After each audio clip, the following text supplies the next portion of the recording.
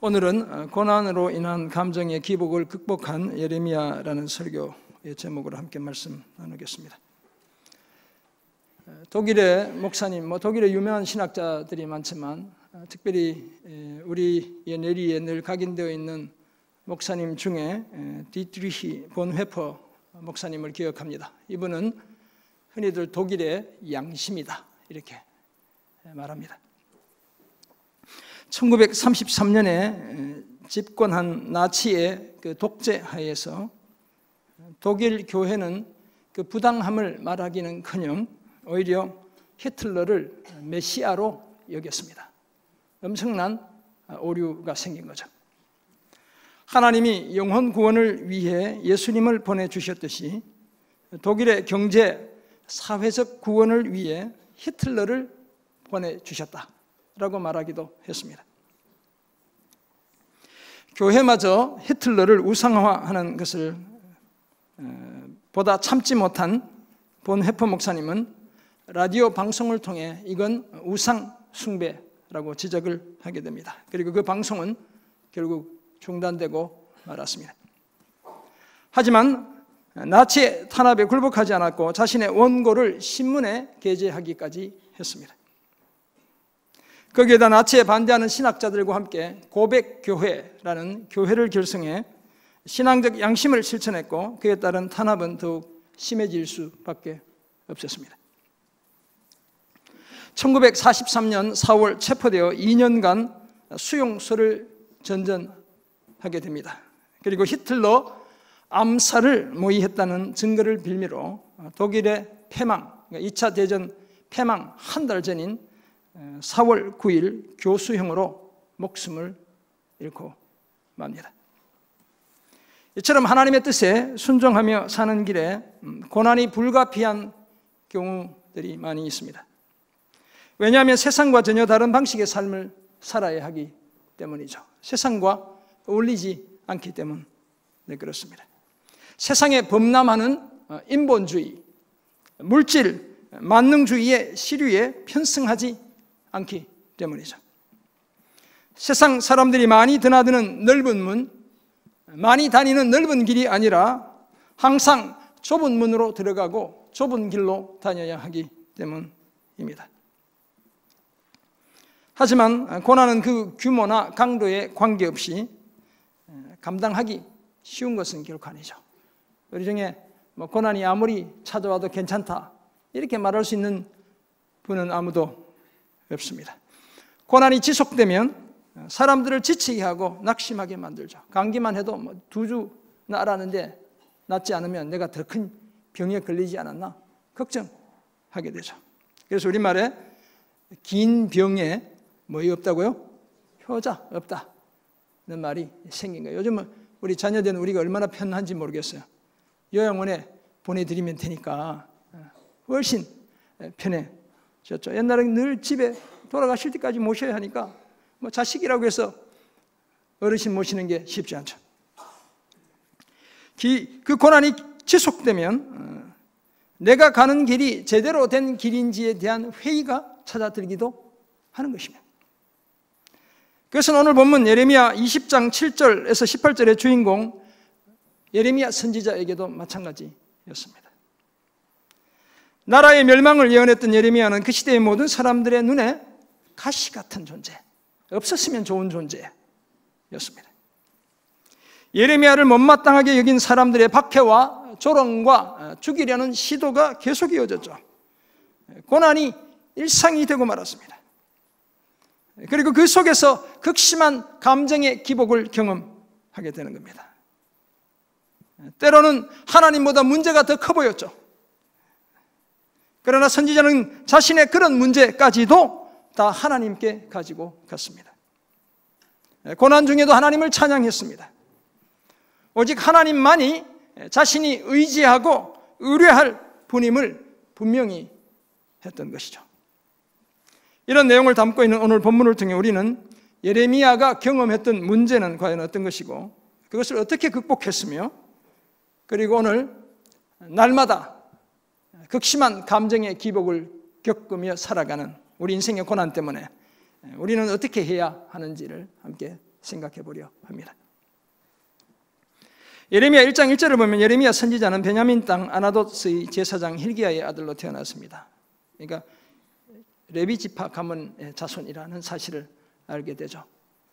성전에 있는 예루살렘에만 이 제사장들이 모여 사는 것이 아니라 각 지파에 흩어져 살고 있는 것이죠.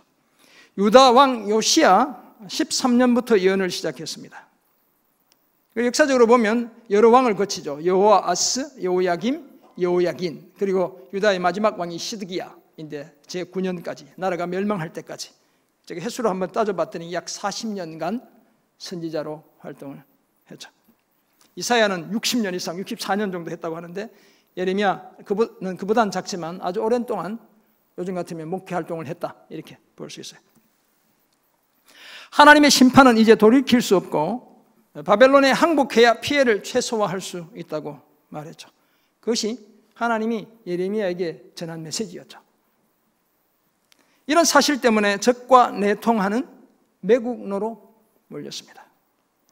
요즘 같으면 중국이랑 가까이 지내야 돼, 일본이랑 가까이 지내야 돼, 이렇게 중국이나 일본이 우리나라를 공격하려고 하는데 이렇게 얘기하는 사람들인 거죠. 조롱과 구타를 당합니다. 투옥되기도 하고 살해 위협에도 시달리죠. 하지만 예레미야 자신은 민족이 겪게 될 아픔을 생각하며 눈이 눈물에 상할 정도로 창자가 끊어지고 간이 땅에 쏟아질 정도로 울어야 했죠. 그래서 우리가 흔히 예레미야 선지자를 눈물의 선지자다 이렇게 부르는 것입니다.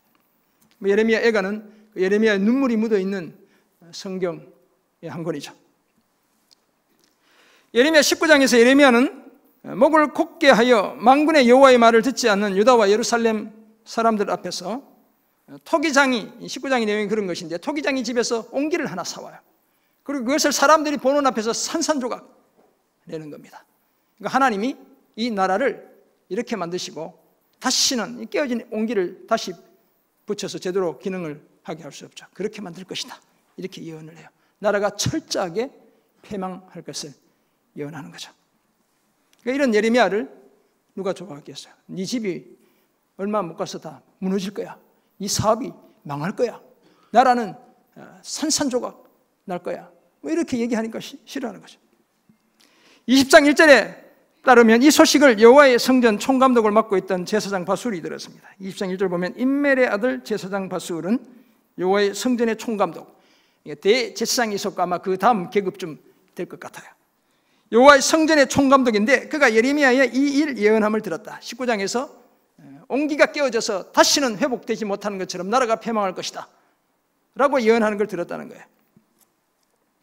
그리고 바술이 예레미야를 때립니다.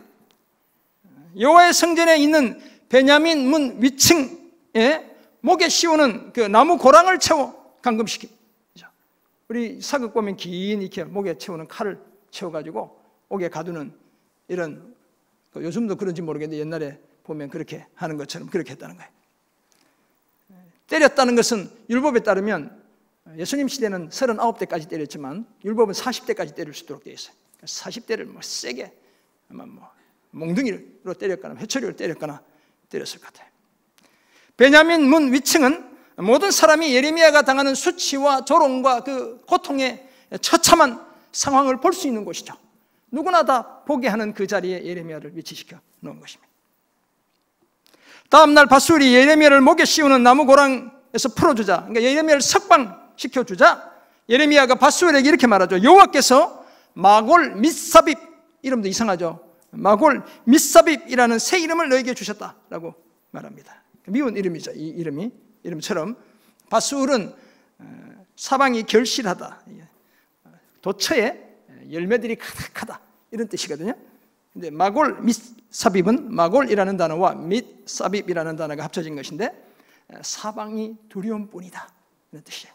이 마골 밋사빕은 사실 일반적인 표현에 여러 번 성경이 사용되는데 오늘 이 표현이 바술이라는 사람의 새로운 이름으로 주어지고 있다는 사실을 보게 되죠. 이제 삶을 통해 열매를 맺기는커녕 여호와께서 사방에 행하시는 두려운 일들을 밧술이 두 눈으로 똑똑히 보게 되고 경험하게 될 것이다 라고 예언했습니다. 20장 4절에 따르면 밧술은 머지않아 자신의 친구들이 원수의 칼에 엎드러지고 바벨론 포로로 끌려가서 거기서 칼로 죽임을 당하는 모습을 보게 될 것입니다. 이제 나라가 멸망할 때가 얼마 남지 않은 거예요. 예루살렘의 모든 귀중품과 보물은 다 탈취당해 바벨론으로 옮겨지고 말 것입니다. 거기다 밧술 자신과 그 가족들도 바벨론의 포로로 끌려가 거기서 죽어 묻히게 될 것이죠.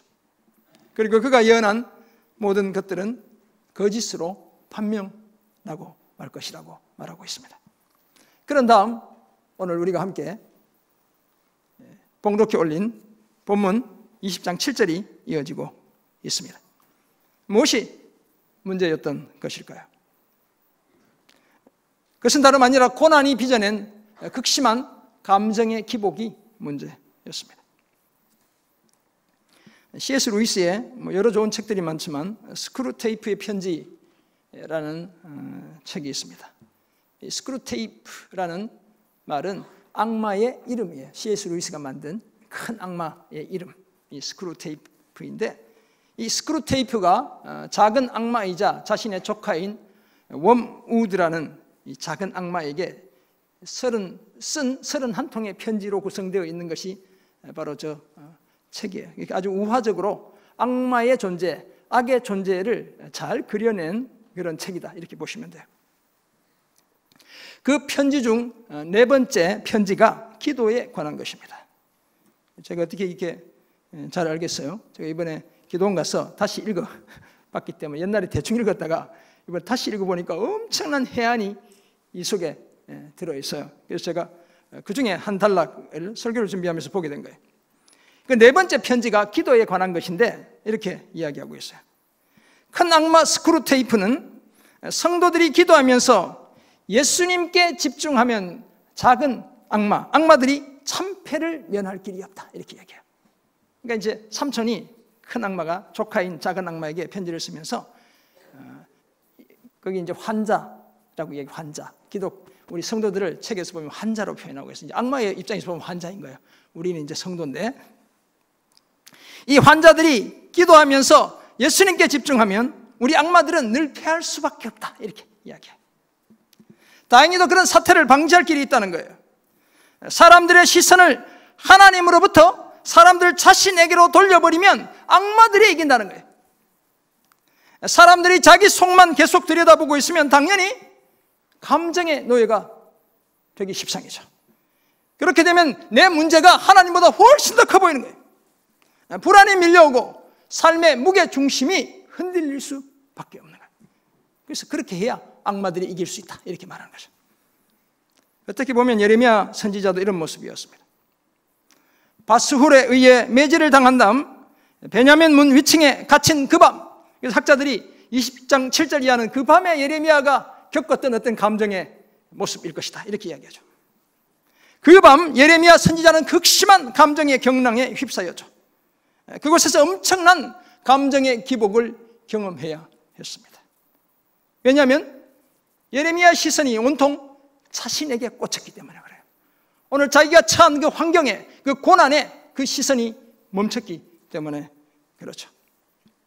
예레미야는 여호와를 찾으며 자신이 선지자가 된 것이 내가 원해서 된 것이 아니다 라고 말하죠. 여호와여 주께서 나를 권유하심으로 내가 그 권유를 받아 싸우며 주님 내가 언제 선지자 되고 싶다고 말했어요 이렇게 이야기하는 거예요. 강하신 주께서 그런 자신을 이기셨기 때문에 지금 이 일을 하고 있다고 말하고 있죠.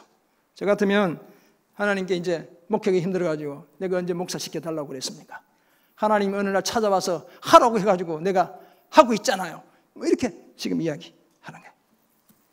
더구나 이전에 하나님이 소명을 주실 때 예레미야는 진작에 못한다고 그랬죠. 나는 아이와 같아. 말도 잘할 줄 모르는데 뭐 나한테 하나님 말씀 전하는 그 일 시킵니까? 이렇게 얘기했던 적도 있죠. 억지로 떠밀려서 지금 선지자 노릇하고 있다고 말했습니다. 그런데 그 결과는 뭡니까? 자신이 하루 종일 조롱거리가 되고 있대요. 그것도 모든 사람이 다 자신을 조롱한다고 말하죠. 내가 조롱거리가 되니 사람마다 종일토록 나를 조롱하나이다. 그래서 다시는 여호와를 선포하지 아니하고 그의 이름으로 말하지 아니하리라고 하면 자신의 마음이 불붙는 것 같고 골수에 사무쳐 답답해 견딜 수 없다고 말하죠. 이러지도 저러지도 못하는 형편이 주님 오늘 내 형편입니다. 이렇게 이야기하는 거예요. 많은 사람들의 비방도 들어야 했습니다. 공포는 도처에 도사리고 있었죠. 언제 죽을지 모르는 위험이 곳곳에 도사리고 있었죠. 자신을 음해하려는 고소하려는 시도가 계속되고 친한 친구조차도 자신에게서 돌아서 자신이 실족하기를 기다리는 거예요. 혹시 예레미야가 유혹에 넘어가면 그것을 빌미로 해를 가할 수 있기 때문이었죠. 엄청난 감동의 추락. 내가 언제 선지자 시켜달라고 했습니까, 주님? 내 주변에는 친구 하나 없고 다 적들 뿐입니까? 이렇게 이야기하던 예레미야가 11절에 이르면 감정이 막 하늘 높이 올라가요. 여호와는 두려운 용사 같으시며 자신과 함께 하시기에 자신을 박해하는 자들이 넘어지고 이기지 못한다 라고 고백하죠. 그들은 지혜롭게 행하지 못하기에 큰 치욕을 당하게 되고 그 치욕은 영원히 지울 수 없는, 영원히 씻어낼 수 없는 치욕이 될 것입니다 라고 말하기도 해요. 의인을 시험하시고 그 폐부와 심장을 살피시는 만군의 여호와께 자신의 사정을 다 아뢰었기에 주께서 보복해 주시는 것 주님 직접 보여주세요 이렇게 이야기하죠. 그리고는 여호와 하나님께 노래하고 찬양합니다. 왜냐하면 여호와는 가난한 자의 생명을 행악하는 자의 손에서 구원해 주시는 구원자이시기 때문이래요. 감정이 엄청 고조돼 가지고 하늘 높은 줄 모르고 올라가고 있죠. 그런데 거기서 새로운 반전이 일어나는 거예요. 14절. 또 다른 감정이 분출되고 있습니다. 이제는 자신의 출생을 저주하고 있죠. 내 생일이 저주받았더라면, 나의 어머니가 나를 낳던 날이 복이 없었다면, 자신의 아버지에게 아들을 낳았다고 좋은 소식을 전해 아버지를 즐겁게 해주던 그 사람이 저주를 받았더라면, 아예 아들을 낳았다는 소식을 전할 수조차 없었더라면, 이런 얘기하는 거죠. 그 사람이 여호와께서 무너뜨리시고 후회하지 않는 성읍, 그런 성읍이 뭐예요? 소돔과 고모라죠. 그렇게 되었더라면, 그 사람이 산에 아이를 낳았다는 소식이 아니라 아침에는 재난의 소리를 듣게 하고 낮에는 전쟁의 소리를 듣게 했다면, 아들을 낳았다는 소식을 전하는 것이 아니라 재난과 전쟁의 소리를 전하는 자였더라면 더 좋았겠다라고 말하죠. 여호와께서 자신을 태에서 죽이지 아니하셨고, 자신의 어머니의 자궁을 자신의 무덤이 되게 하지 않으셨고, 어머니가 항상 만삭인 채로 지내지 않게 하셔서 자신이 어쩔 수 없이 태어나게 되었다라고 말하죠. 자신의 의사와 전혀 관계없이 그저 나는 세상에 던져진 존재일 뿐입니다. 주님 앞에 이렇게 이야기하는 거예요. 어찌하여 그렇게 태에서 나와서 고생과 슬픔을 보며 자신의 날을 부끄러움으로 보내는지 한탄했습니다. 잠시 하나님을 의지했던 마음의 상태가 어디론가 사라지고 그저 격정적인 감정이 활화산처럼 폭발했죠. 마치 욥이 자신의 생일을 저주하는 것과 비슷했습니다. 욥기 3장을 보면 3장 전체가 차라리 내가 태어나지 않았다면, 죽어버렸더라면, 욥이 그렇게 하나님 앞에 자신의 인생을 하셔야 하죠. 오늘 예레미야가 동일한 거예요. 하나님을 향해 왜 자신을 이 땅에 태어나도록 내버려 두셨냐며 신세 타령 내려놓았습니다. 선지자 예레미야는 왜 이런 감정의 기복을 경험해야 했던 것일까요? 왜 이렇게까지 낙심해야만 했을까요? 먼저는 실제적인 위험에 처해 있었기 때문이었죠. 살해의 위험도 있었고 매질을 당하기까지 했습니다. 친구들조차도 예레미야가 실족하고 낭패 당하기를 기다렸죠. 물리적인 그 환경의 어려움들을 겪어야만 했던 것이죠. 뿐만 아니라 심리적인 조롱도 문제였습니다. 예레미야는 자신이 조롱거리가 되었고, 그것도 사람들이 종일토록, 모든 사람들이 종일토록 나를 조롱하고 있습니다. 저 가짜 선지자, 저 엉터리 같은 매국노. 사람들이 손가락질하며 자신을 조롱하죠. 저들은 예레미야가 헛소리나 하고 다니는 가짜라고 조롱하죠. 하나님께서 자기 백성을 버리실 리가 없는데 제가 지금 엉뚱한 소리 어디서 뭘 잘못 먹고 왔는지 딴 얘기 한다고 아마 그렇게 얘기했을 거예요. 그럼에도 예레미야는 이스라엘 백성들이, 이스라엘 나라가 바벨론 왕을 70년간 섬겨야 한다는 그 예언을 멈출 수가 없었죠. 이런 예레미야에게 돌아온 것은 더 큰 박해와 조롱과 냉대와 살해의 위협뿐이었습니다. 그런 중에도 나라의 패망을 예언하는 그 선지자의 사명은 취소되지 않았죠. 하나님 이제 너 그만해, 충분해, 이렇게라도 말씀해 주시면 좋을 텐데 나라가 무너지는 그 순간까지 이 일을 멈추지 못했죠. 그래서 소리칠 수밖에 없었습니다. 자신의 생일을 저주할 수밖에 없었습니다. 어머니의 태에서 나와서부터 온통 고생과 슬픔을 당할 뿐이고 자신의 모든 날을 부끄러움으로 보낼 뿐이라고 한탄했죠. 사랑하는 성도 여러분, 어쩌면 오늘 우리 중에도 예레미야 선지자가 경험했던 이런 상황에 놓여 있는 분들이 들어 있습니다. 하나님의 뜻대로 살기 위해 발버둥 쳤지만 이제 예수 믿고 재미있게 살아가는 중이었지만 뭔가 뜻대로 되지 않는 답답한 일들이 우리 앞에 놓여 있죠. 뜻대로 살기 위해 몸부림치는 우리를 아무도 알아주지 않죠. 때로는 너만 잘났냐며 비아냥거리기도 하죠. 아무리 바른 말을 해도 아무도 내 말에 귀를 기울이지 않아 가슴이 터질 듯 답답합니다. 사방을 둘러보아도 비난과 두려움뿐이고 도무지 탈출구가 보이지 않습니다. 왜 태어나서부터 이렇게 고생하며 사는지, 왜 내 인생은 고생과 슬픔뿐인지, 나는 왜 지지리도 못난 남편, 못난 아내 만나, 못난 부모, 못난 자식 만나, 못난 친구 만나, 이렇게 고생하며 사는지, 우리 인생에 질문을 던지며 살아가는 분들이 적지 않다는 거예요. 이런 고난의 문제를 우리는 과연 어떻게 해결할 수 있을까요? 그래서 나름 아니라 그 고난을 하나님께 가져가는 것입니다. 여러분, 뾰족한 해결책이 딴 게 있는 게 아니에요. 우리 하나님 안에서 문제의 해결책을 찾아야 하는 것이죠. 오늘 본문을 자세히 주목하면 예레미야의 이 불평불만이 누구를 향하고 있는지를 금방 알 수 있습니다. 자신을 괴롭히는 주변 사람들, 자신을 배반하여 떠난 친구들이 아니죠. 자신에게 선지자의 임무를 맡겨주신 하나님을 향하고 있죠. 예레미야는 자신이 이런 처지로 추락한 것이 하나님 때문이라며 하나님께 하소연합니다. 오늘 7절이 그래서 여호와여 주께서 나를 권유하셨기에 내가 그 권유를 받았다, 이렇게 시작하는 것이죠. 예레미야는 박해와 조롱 속에서 오히려 여호와 하나님을 찾았습니다. 우리 인생의 고난의 해결책을 바로 여기서 발견하죠. 그 어떤 고난일지라도 우리 하나님께 가져가는 것, 이것이 고난을 해결하는 유일한 길이죠. 여호와 주께 자신의 문제를 가지고 왔습니다. 하나님 때문에 자신이 조롱을 당하고 치욕과 모욕거리가 된다고 불만을 늘어놓으면서도 하나님만이 자신의 구원자가 되신다는 사실을 분명히 고백했습니다. 그때 예레미야 선지자는 외로웠죠. 두려웠습니다. 몹시도 낙심했습니다. 그래서 하나님을 원망하는 그 일을 서슴지 않았습니다. 하지만 그런 불평 중에도 구원자 되시는 하나님을 찬양했죠. 고난 중에도 여호와 하나님은 여전히 찬양 받으시기에 합당한 분임을 잊지 않았습니다. 그래서 11절에 고백이 튀어나오는 거예요. 그러하오나 내가 비난받고 살해의 위협 속에 놓여 있고 주님이 시켜서 억지로 선지자 노릇하고 있지만, 그러하오나 여호와는 두려운 용사 같으시며 나와 함께 하심으로 나를 박해하는 자들이 넘어지고 이기지 못할 것이 오며 그들은 지혜롭게 행하지 못함으로 큰 치욕을 당하오리니 그 치욕은 길이 잊지 못할 것이니이다. 엄청난 고백이죠. 예레미야는 적들에게 두려움을 불러일으키는 용사 같은 하나님을 의지했습니다.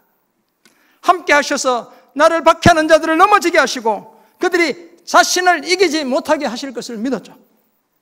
지혜롭지 못한 자들이 당할 치욕은 영원히 잊지 못할 치욕이 될 것도 확신했습니다. 그래서 예레미야는 의인을 시험하사 그 패부와 심장을 보시는 하나님, 이 패부는 히브리어로 보면 콩팥이에요. 콩팥. 마음이 놓여있는 좌소라고 생각했죠. 그 패부와 심장을 보시는 만군의 여호와께서 그들에게 보복하심을 직접 보게 해달라고 요청하기도 했습니다. 그리고는 13절에 이르면 하나님을 찬양하죠. 여호와께 노래하라. 너희는 여호와를 찬양하라. 왜 노래합니까? 극심한 감정의 기복 속에서도 하나님은 여전히 찬양 받으시기에 합당한 분이시기 때문에 그렇죠. 뿐만 아니라 여호와 하나님은 가난한 자의 생명을 행악자로부터 구원해 내시는 분이시기 때문에 그런 것입니다. 오늘 우리를 둘러싼 적대적인 환경에서 우리를 구원해 내시는 유일한 구원자가 여호와 하나님이시기 때문에 그런 거예요. 예레미야는 하나님이 자신에게 등을 돌리는 것처럼 보이는 그때에도 하나님의 구원의 진리를 노래했습니다. 감정적으로는 하나님이 나에게서 멀어진 것처럼 보이는 그때에도 의지를 가지고 하나님의 구원을 노래했죠. 극심한 고난 중에도 하나님이 자신이 도우실 것을 의심치 않았습니다. 하나님이 자신에게 멀리 계신 것 같아 보이는 그때에 오히려 하나님이 자신과 함께하고 계심을 믿었죠. 자기가 무력하다고 생각되는 그때에 하나님은 오히려 강하신 분임을 알았습니다. 지금은 비록 악한 자들이 승리한 것처럼 보여도 마침내 그들이 패할 것을 예상했죠. 그래서 예레미야는 극심한 감정의 기복을 겪는 중에도 여호와 하나님이 자신의 구원이라며 노래했던 것이죠. 그런데 오늘 본문이 여기가 끝이라면 좋겠지만 오늘 본문은 여기서 끝나지 않죠. 14절 이후에 18절까지 또 이어지고 있죠. 선지자 예레미야는 자신의 생일과 그 주변 환경과 사람들까지 저주하는 또 다른 나락, 앞에서 7절 이하에서 경험했던 것보다 더 큰 추락을 경험하게 되는 거예요.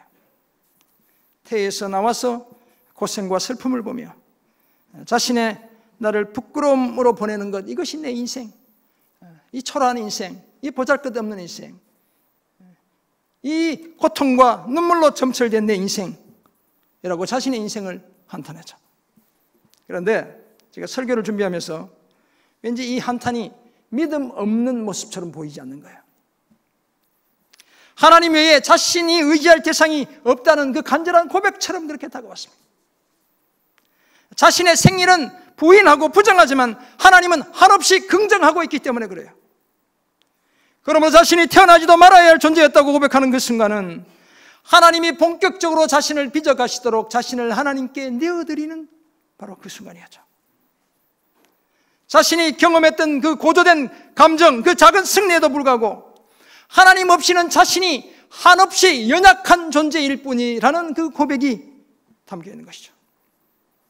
우리는 그 사실을 예레미야 17장 7절 8절에서 발견합니다. 그러나 무릇 여호와를 의지하며 여호와를 의뢰하는 그 사람은 복을 받을 것이라. 그는 물가에 심어진 나무가 그 뿌리를 강변에 뻗치고 더위가 올지라도 두려워하지 아니하며 그 잎이 청청하며 가무는 해에도 걱정이 없고 결실이 그치지 아니함 같으리라. 우리 몇 주 전 주일 저녁에 강릉에서 오신 우리 변영 목사님 설교 제목 뭐였습니까? 다 잊어버리셨죠? 강변녹수, 어려운 말이어서 다 잊어버리셨어요. 강변녹수, 강가에 심긴 푸른 나무라는 거죠. 이 예레미야 선지자가 이런 고백을 여기서 하고 있죠. 정말 복을 받는 사람은 여호와를 의지하고 의뢰하는 사람이죠. 여기 의지하고 의뢰하는, 우리말은 좀 다르게 표현했지만 히브리어 원어를 보면 하나는 동사, 하나는 명사로 표현되어 있어요. 똑같아요. 여호와를 정말 의지하는 사람, 제대로 의지하는 사람, 확실히 의지하는 그 사람이 복 있는 사람이라는 거예요. 여호와를 신뢰하고 여호와께 확신을 두는 사람이 복 있는 사람이죠. 그런 사람만이 강가에 심겨진 푸른 나무, 강변녹수가 될 수 있습니다. 이처럼 예레미야의 극심한 감정의 추락은 오히려 하나님을 더욱 의지해야 한다는 역설을 보여주고 있는 증거이기도 한 거예요. 사랑하는 성도 여러분, 이처럼 우리도 인생의 환난 중에 여호와 하나님을 찾아야 될 줄 믿습니다. 예수 제대로 믿고 살려다 보니 너무 힘들다고, 믿음대로 복음대로 살려다 보니 주님 제가 너무 힘들어요 라고 말할 수 있어야 하죠. 너무 힘들지만 믿음의 길, 제자의 길, 증인의 삶을 주님 결코 포기할 수 없습니다 라고 말씀드려야 되겠죠. 승리하게 하실 그 하나님을 노래하고 찬양해야 될 줄 믿습니다. 그런 중에도 우리는 여전히 연약한 존재임을 솔직하게 고백해야 합니다. 하나님을 의지하고 의뢰하고 사는 것 외에 아무런 묘책이 없는 자가 바로 오늘 저와 여러분이라는 사실을 인정해야 합니다. 이런 우리에게 하나님이 찾아오시죠. 사실은 벌써 찾아오셨죠. 하나님은 하나밖에 없는 아들을 보내시며 저와 여러분을 찾아오셨죠. 성탄은 바로 그런 의미가 있는 것이죠. 주님이 우리를 찾아오신 것이죠. 우리가 약할 때 강함이 되어주셨습니다. 새롭게 시작할 용기, 계속 믿음의 경주를 달려갈 용기도 허락해 주셨죠. 그리고 언제나 그런 저와 여러분과 함께 하시겠다고 약속해 주셨어요. 그래서 그분의 이름이 임마누엘인 것입니다.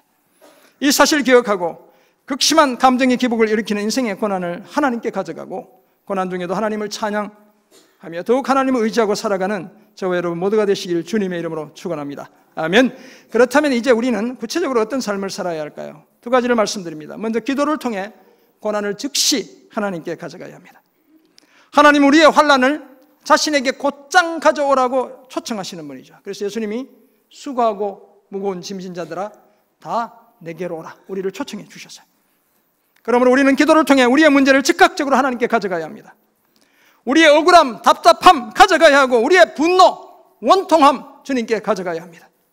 육체의 질병과 경제적인 어려움 다 주님께 가져가야 합니다. 환난에 빠질 때마다 하나님과 만날 수 있는 그 은밀한 장소로 우리 인생의 괴로움을 가지고 가야 하죠.